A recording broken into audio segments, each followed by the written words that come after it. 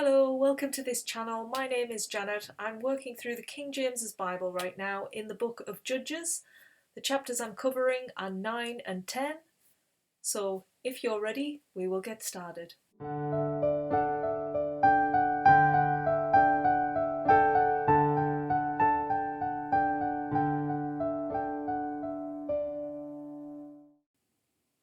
So if you watched my video yesterday, you'll know that we finished off with the judge Gideon. He was the last one to lead the Israelites out from under their enemies, the Midianites, and he passes away, but he has 70 sons. So they are the ones next in line really to be the leader. However, he does have a son from his concubine called Abimelech, and this guy is the person who is going to take most of the lead in today's chapter.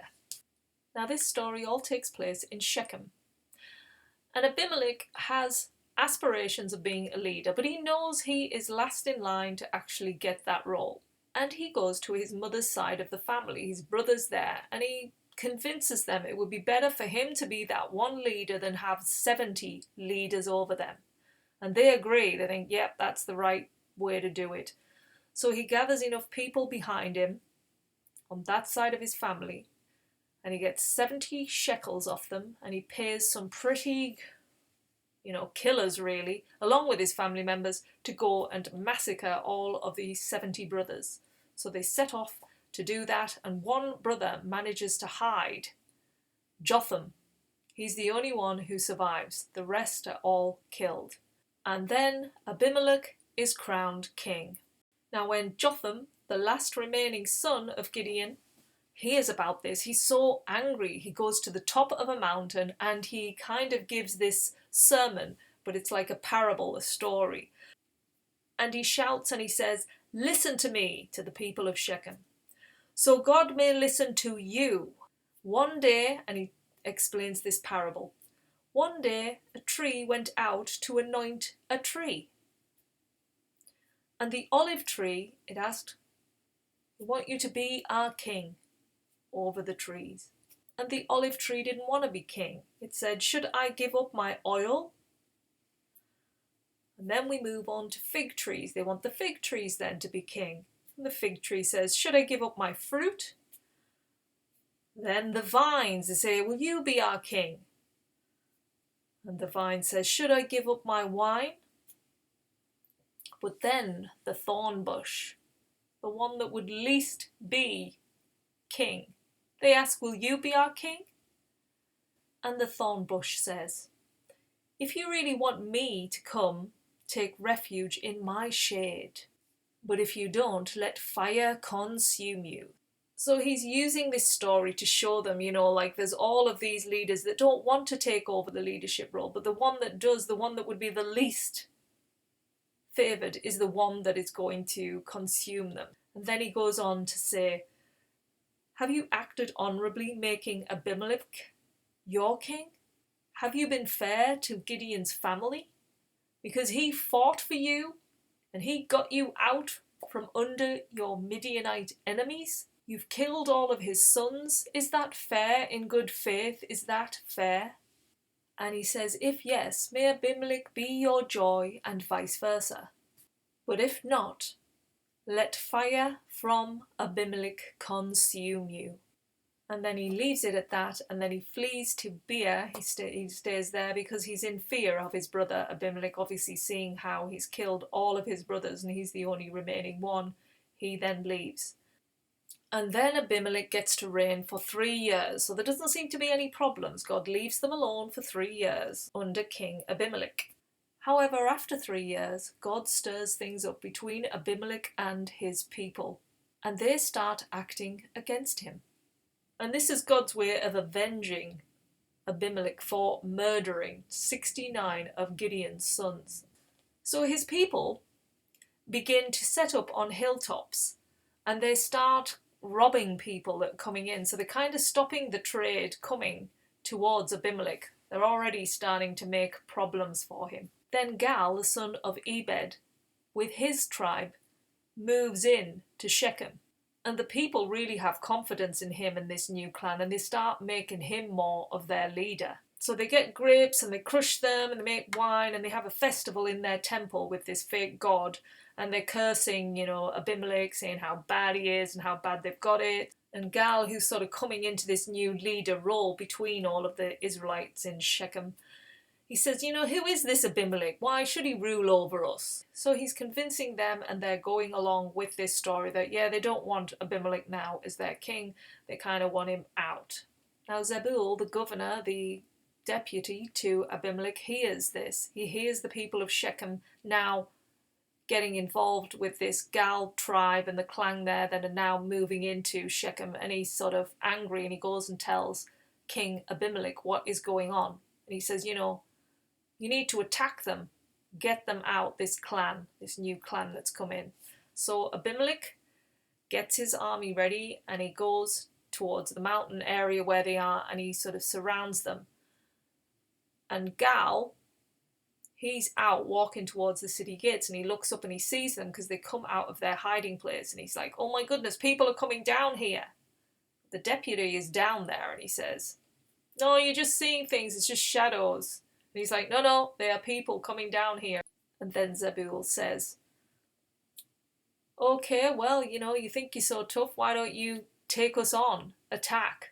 So they do. But Abimelech doesn't go down into the battle with them. He stays in Arumah, while Zebulun gets the Gal clan and his tribe out of Shechem, kills them. So they are gone. Now the next day the Shechem people, they don't want to stay there, so they start moving out towards the fields. And Abimelech is informed of this. So he took his army of men and he divided them into 3 groups, and they attacked and killed the people. And he destroyed that city, and he scattered salt all over it. Now a lot of people fled to the temple in Shechem, and they go in there to try and be safe. But what Abimelech does is he gets his army of men to get branches from the tree, and then they put that around the temple and they burn all of the people in there. 1,000 men and women are killed. And then next Abimelech moves on to the next closing town, Thebez, and seizes it, and another tower there. All the people have fled and gone into the roof of it. So they go in, they've locked it, and they are at the top of this roof. And he goes and he's about to do the same thing there. He's about to burn it all down, but this woman drops this stone from a height, and it hits Abimelech's head and it cracks his skull. And as he's sort of on the ground, he's dying, he says to one of his men, kill me, I don't want a woman to have killed me. Get your sword and kill me. So his servant there kills him, and the Israelites see that their king is now dead, and they leave and go back to their hometowns. So God repaid the evil that Abimelech had done to his 69 brothers. And it ends this chapter saying that the curse of Jotham, the last remaining son, was upon the people. So that ends our long chapter 9. Now in chapter 10, it's quite short.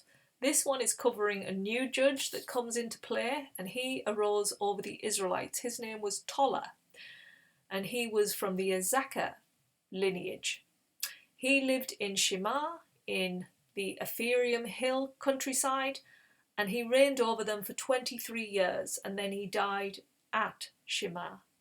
The next judge to come into play is Jair, and he judged over them for 22 years. He had 30 sons and was a very busy family man. After Jair, obviously he dies next, the Israelites go back to their pagan gods and all the other nation gods that are there. So they go back into their sinful, evil ways. They've left their God and they end up being repressed by the Philistines and the Ammonites. Yet again, they are under repression. So what do? As they've always done throughout these chapters in Judges, they cry to God because they're not having a good time now. And God is he's had enough at this point. He's like, no, go cry to your pagan gods and see if they'll help you. I think he's just at that point where they're not learning, so he has to kind of push them to a further limit. At this point they do. They're kind of like, right, we're going to get rid of all our false gods. So they do that off their own back. And then at this point, God is grieved at their misery. And then there is a turnaround, and we start to see the Israelites again going towards getting ready to go into battle to get rid of their oppressors. So the Israelites are just going into their old ways all of the time. This is what is happening in this book of Judges. We're seeing them constantly, needing somebody to reign over them. And these judges aren't perfect. They've got their flaws. But at least they're kind of keeping them from their enemies. But as soon as they are gone, they just go back into their old ways, and then they end up being ruled by their enemies once again. And it's like they're not learning. They're just constantly going back. It has to get so painful till they cry. And at this point now in chapter 10, they're crying to the point God doesn't want to help. He's like, it doesn't seem to help when I jump in and bring a judge. You're not learning from it. Okay, now we'll get rid of our false... So it's like they've taken that initiate themselves. They've got rid of the false gods, and they're now getting ready to go into battle with their oppressors. So the book of Judges is a pretty dark book, really, in seeing how the Israelites have fallen so many times so far.